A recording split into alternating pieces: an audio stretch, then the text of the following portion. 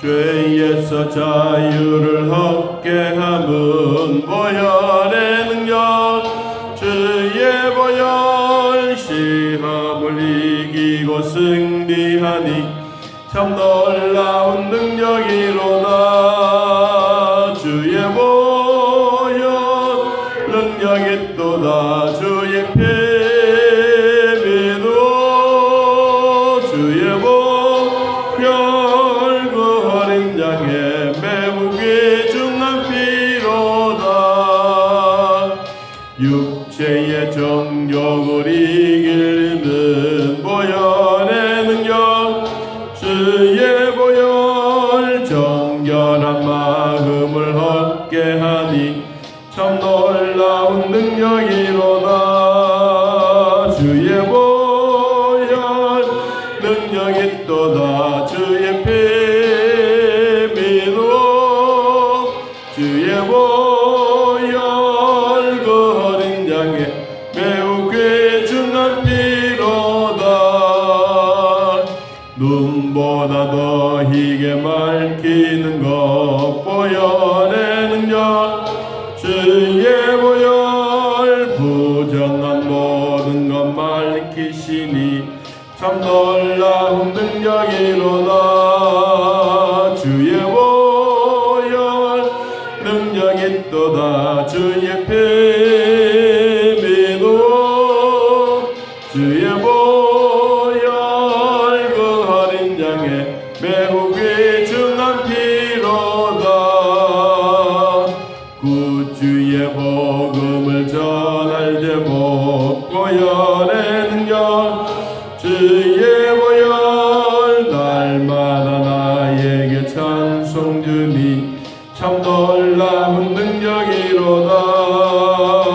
주의 보혈 능력이 또다. 주의 피 믿어 주의 보혈 그 어린 양의 매우 귀중한 피로다. 아멘. 예수님과 대제사장들과 바리새인들 이 앞부분에 이제 나오고 있습니다. 사실상 종교의 지도자들은 대제사장들입니다. 그리고 바리새인들 중에 있었습니다.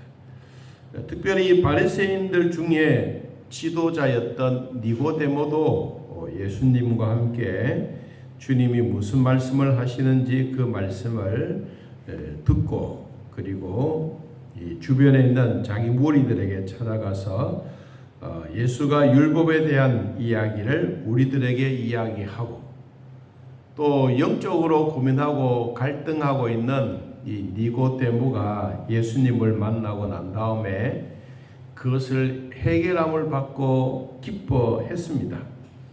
자, 그리고 이 무리들이 각각 집으로 돌아가고 그럼 예수님은 그때 집이 없었을까?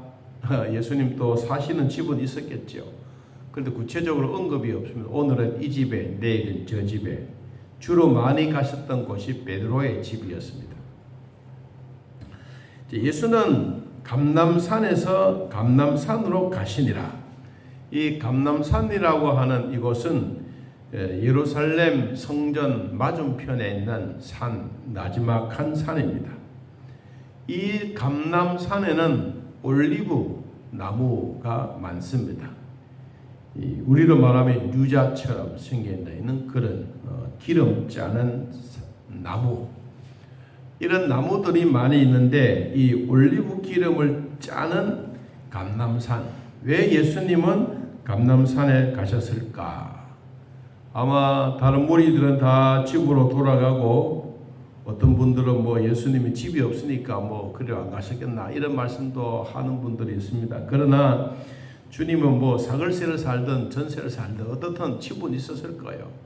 그래서 감람산으로 가게 된 이유는 기도하러 갔습니다.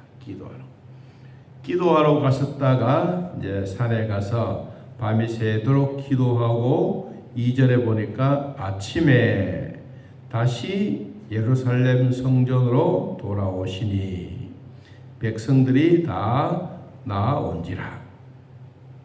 우리가 그냥 이 현장에 대한 이야기를 모르면 간단합니다. 뭐 실제로 간단하지만 이 감람산이라고 하는 것은 우리로 말하면 장군산하고 뭐 팔공산하고 정도 되는 그런 거리예요.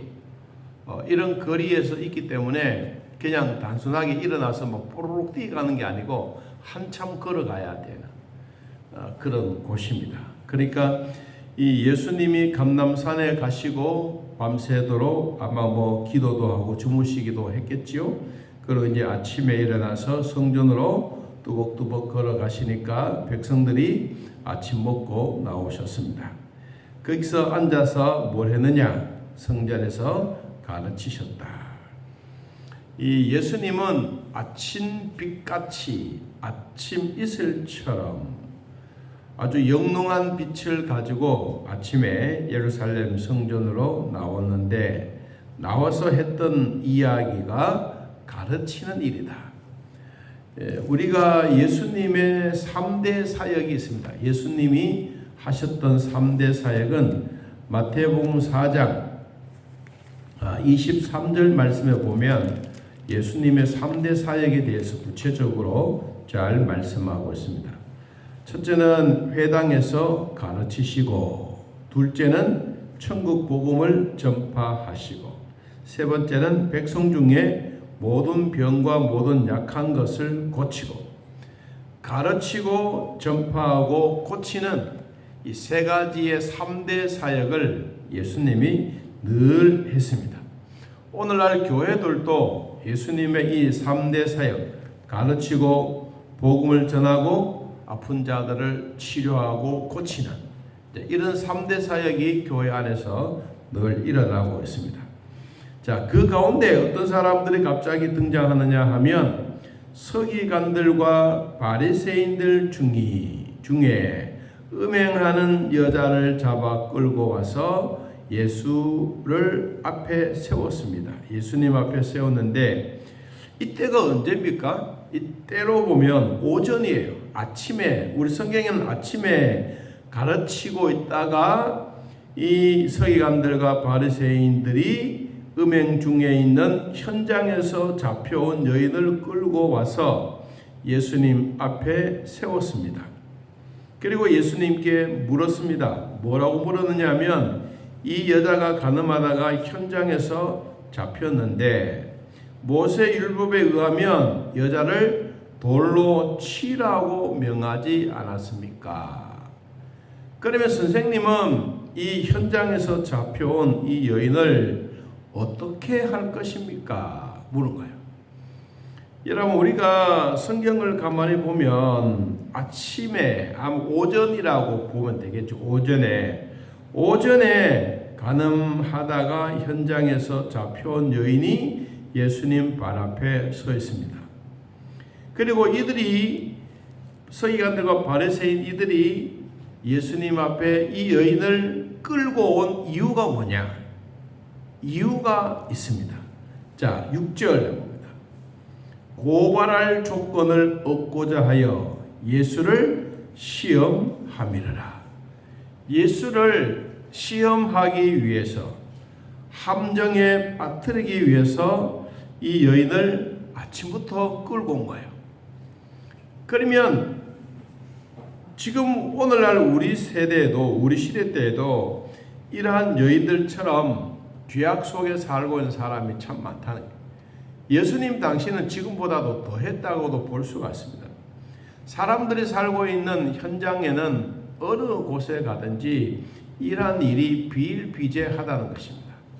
그러면 왜 이 바리새인들과 서기관들이 예수님을 함정에 빠뜨리려고 했던 그 이유가 예수를 시험하고자 했는데, 오늘 두 가지에 대한 예수님을 시험하고자 했습니다. 첫째는 이 율법의, 모세 율법에 의하면 이 여인을 돌로 쳐 죽이라고 했는데 예수는 어떻게 할 것인가 하는 것이고, 두 번째는 만일에 처벌하지 아니하고 그냥 원수를 사랑하라고 했으니까 돌려보냈다고 말한다면 이 여인을 돌려보내십시오.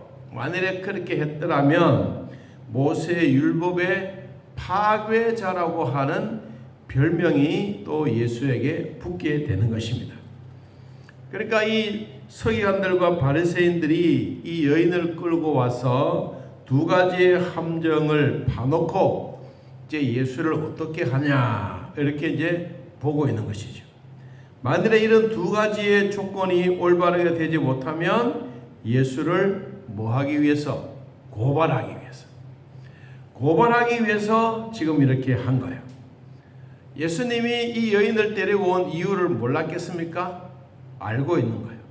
어떻게 해야 되는지 아마 우리가 이 정도 이야기가 되면 오늘날 우리가 영상을 한번 이렇게 쭉 돌려본다면 예수님이 고민하고 있는 갈등이 있을 거예요.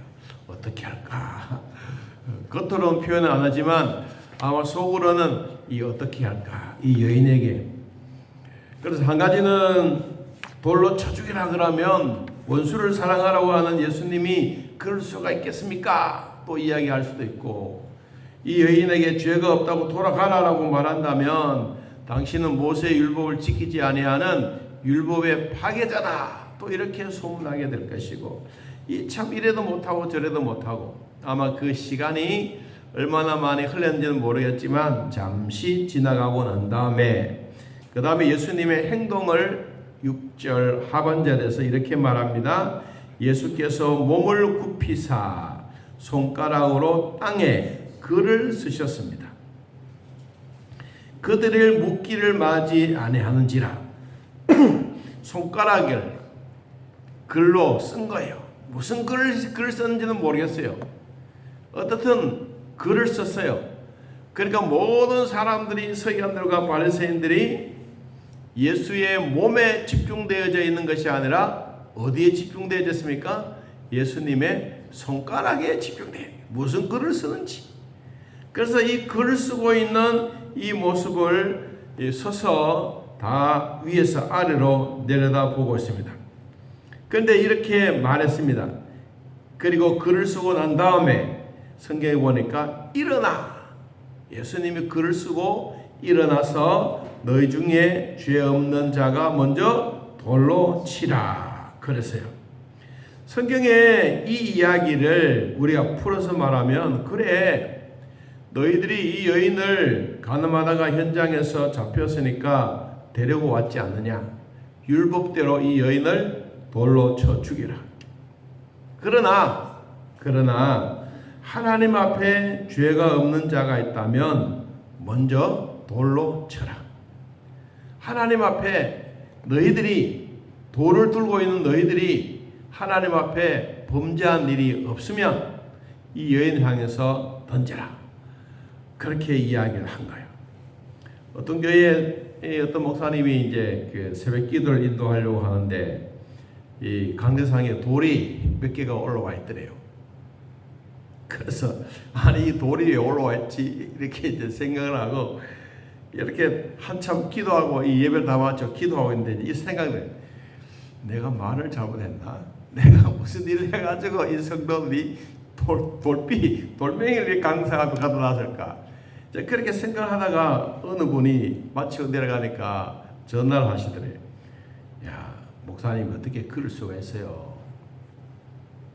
우리한테 그렇게 어떻게 모진 말을 할 수가 있어요? 그래, 왜 그랬더니 설교 시간에 자기를 향해서 막 꾸중하고 자기를 향해서 막 그렇게 막 뭐라 그러니까 자기가 막 범죄한 것이 드러났다는 거지. 그래서 나는 당신의 뒤를 조사하는 경찰도 아니고 난 당신은 뭐인지도 몰라요. 당신은 왜 내한테 그렇게 돌을 갖다 놨냐, 집사님이 왜 갖다 놨군요. 이제 그렇게 이제 이야기를 하다 보니까 자기가 이제 스스로 양심에 갇히게 돼가지고, 내가 돌 갖다 놓은 게 참 잘못됐습니다. 이제 그런 얘기를 하더래요. 오늘날 이 돌멩이라고 하는 게 소리 없는 거잖아요. 돌이라는 게. 말도 안 하고 소리도 안 지르고 가만히 있는데도 불구하고 이 돌멩이 왜 갖다 놨을까? 아마 이 예수님 주변에 서 있는 서기관들, 바리새인들 씩씩거리고 막 예수님을 고발하려고 하고 시험하려고 돌멩이 다 들고 있는데 성경에 보니까, 그래, 너희들이 정 그렇다면 율법대로 모세 율법대로 이 여인에게 돌을 던져라.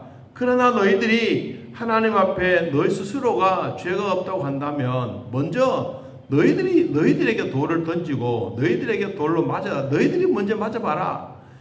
그 얘기를 하고 났더니 다시 8절에 보니까 다시 몸을 굽혀 손가락으로 땅에 쓰시니 그들이 이 말씀을 듣고 뭐 했어요? 양심의 가책을 느껴 누구로부터 떠나갑니까? 어른으로 시작하여 젊은이까지 하나씩 하나씩 나가고 오직 예수와 그 가운데 섰는 여자만 남았더라.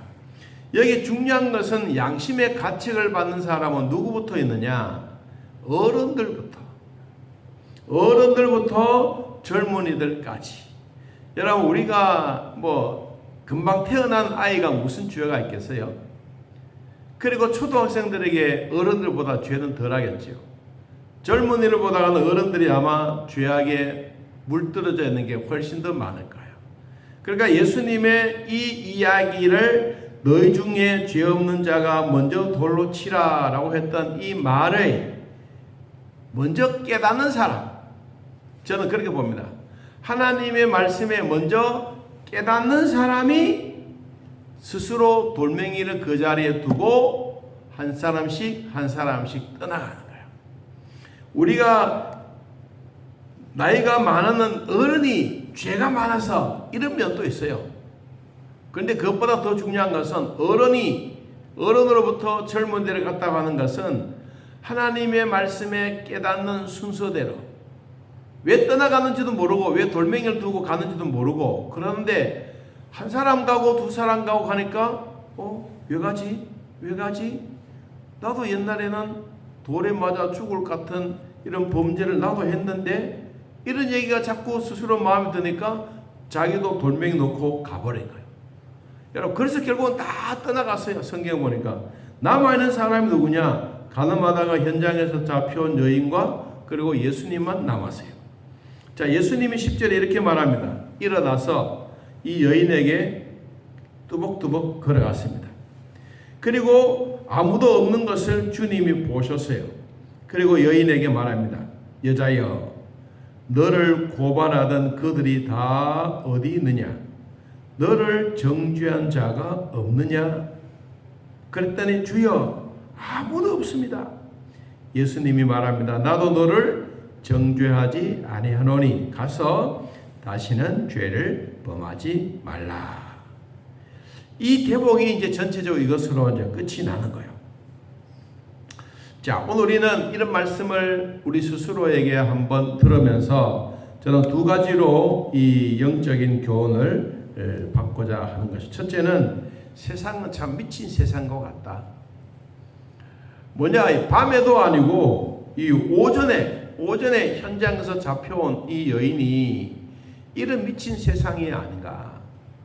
정말 이것은 우리가 상상을 초월하는 이런 세상에도 있구나. 정말로 이것은 꼭 이 잡혀온 현장에서 가늠만 이 얘기만 아니라 우리의 아픔과 질병과 고통과 이런 것은 언제든지 우리에게 찾아오는 거예요. 이것은 이 가늠이라고 하는 이 단어를 바꿔서 말하면 질병도 아침에 찾아올 수 있고 슬픔도 찾아올 수도 있고 우리에게 이렇게 찾아오는 이것은 딱 시간을 정해놓고 오는 게 아무도 없어요. 내가 이제 이 허리가 좀 아파서 집사람이 내 허리 아프다 그랬더니 여보 아픈 게 언제 찾아오는지 아나? 모르잖아. 그래 건강을 조심해야 돼. 그런 거예요. 마찬가지로 여러분 건강이라고 하는 것은 건강할 땐 잘 몰라. 근데 한번 아파보니까 이것도 아프구나. 그래서 이제 일어날 때도 퍽퍽 일어나다가 이제 꼭 군뱅이처럼 굽시거지 일어나. 이게 오늘 주셨던 말씀 가운데 나에게도 이런 건강할 때는 잘 몰랐어. 허리가 아프지 않을 때는 잘 몰랐어. 근데 이제 허리가 아파 보니까 허리 아프신 분들 얼마나 고생했을까. 이제 그게 이제 마음이 드는 거예요. 여러분 우리가 이런 질병이나 아픔은 언제 우리에게 찾아올지 몰라요. 그래서 건강할 때 건강하고 또 내가 돈 벌 때, 돈 많이 벌릴 때 돈 잘 벌고 내가 건강할 때 하나님의 교회를 위해서 헌신하고 봉사하고. 어느 집사님 한 분이 목사님 나 참 은혜 받았어요. 그러면서 이제 종이 조각을 써서 가져갔어요. 그게 뭐냐 이랬더니 내가 주일날 예배 마치고 집에 갔는데 방송에서 어느 목사님이 설교하는데 얼마나 그 마음이 그 말씀이 내 마음에 쏙 들어든지 내가 적어서 온 거에 가서 그래서 적어왔어요. 그래서 내가 읽어봤어. 읽어보니까 내가 설교했던 내용이 똑같아. 그게 뭐냐? 그게 뭐냐? 여러분 건강할 때 건강 챙기세요. 일할 수 있을 때 일하세요. 돈 벌 수 있을 때 돈 버세요. 그리고 남을 사랑해 줄 수 있을 때 사랑해 주십시오. 이 얘기를 적어서 온 거예요. 그래서 내가 이렇게 보고 나도 했는데 이거. 그래서 이런 얘기가 우리 성도들에게 은혜 받을 수 있는 기회가 되는구나. 여러분 돈 벌릴 때 많이 벌어야 돼요. 그리고 봉사는 하고 싶은데 건강하지 못하면 또 할 수도 없어. 그러니까 그분이 막 새벽에도 열심히 하고 또 그래. 참 진짜 말씀이라고 하는 것은 이런 것이구나. 여러분 우리 모두도 건강할 때 하나님 나라 위해서 열심히 하는 거. 그래서 내가 두 발로 걸어 다닐 수 있는 거 이거 감사하고 또 목청 주신 거 감사하고 내 몸을 막 움직이면서 예배할 수 있는 거 이거 감사하고. 이런 감사할 수 있다면 오늘 이 여인처럼 현장에서 잡혀와도 그런 세상은 이런 미친 세상 같이 이런 것이다. 그래도 나는 그래도 살아있다. 그래도 난 영적으로 믿음으로 살아간다. 자, 두 번째. 깨끗한 양심을 가져라. 깨끗한 양심을. 깨끗한 양심은 누가 주느냐? 하나님이 우리에게 주시는 이 양심만큼 최고로 즐거운 거예요. 여러분, 구원의 은총을 입은 사람만이 생활로 구원을 증거하는 것입니다. 내가 구원을 받았으면 구원받았는 것을 무엇으로 나타나느냐? 첫째는 양심으로 나타나는 것이고, 두 번째로 내 생활로 나타나는 것이고, 내 신앙생활이 잘하고 내 신앙생활에 즐겁고 내 신앙에 위대해져가는 이런 삶을 내 가족들이 바라보고 와 우리 할머니 우리 엄마는 이런 때 믿음 생활을 이렇게 하면서 생활에 본을 보였다. 이게 증거예요. 여러분 이 여인도 예수님에게 찾아와서 이 여인을 돌로 쳐 죽여라. 주님이 말 한마디로 끝이 났다 그러면 이 여인은 이 세상에서 양심의 가책도 없고 주변에 있는 사람들 다 잘했다고 할 거예요. 그런데 여러분 우리가 구원받은 사람으로서 예수 믿는 우리로서 하나님의 백성된 우리들에게 진정으로 남겨줘야 될 일이 뭐냐? 우리의 믿음의 생활, 가정생활, 교회생활, 직장생활 이런 생활 속에서 정말 예수님이 이렇게 증거되어져 가는 이 삶이 오늘 선한 양심을 가진 깨끗한 양심을 가진 자들의 모습인 것입니다. 자, 우리 베드로전서 3장을 한번 찾아보겠습니다. 베드로전서 3장. 우리가 어떤 양심을 가지고 살아가야 될 것인가?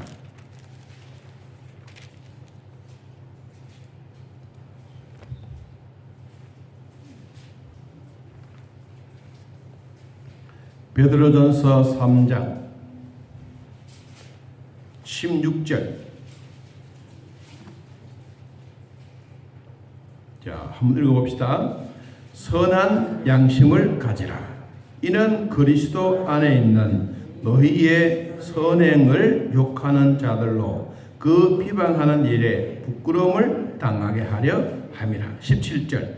선을 행함으로 고난받는 것이 하나님의 뜻일진데 악을 행함으로 고난받는 것보다 어떻다? 훨씬 더 나으니라. 여러분 우리가 양심의 가책, 깨끗한 양심 이것이 정말로 진실이 있으면 하나님의 은혜는 우리에게 찾아오는 겁니다.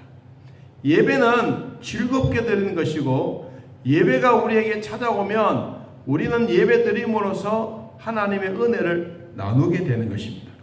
선을 행함으로 고난받는 것이 하나님의 뜻일진데 선을 행함으로써 고난받는 것은 하나님이 좋아하신다. 여러분 그래서 우리는 깨끗한 양심, 선한 양심을 가지고 오늘 현장에서 잡혀온 이 여인에게도 예수님이 말씀하셨습니다. 깨끗한 양심을 가지라.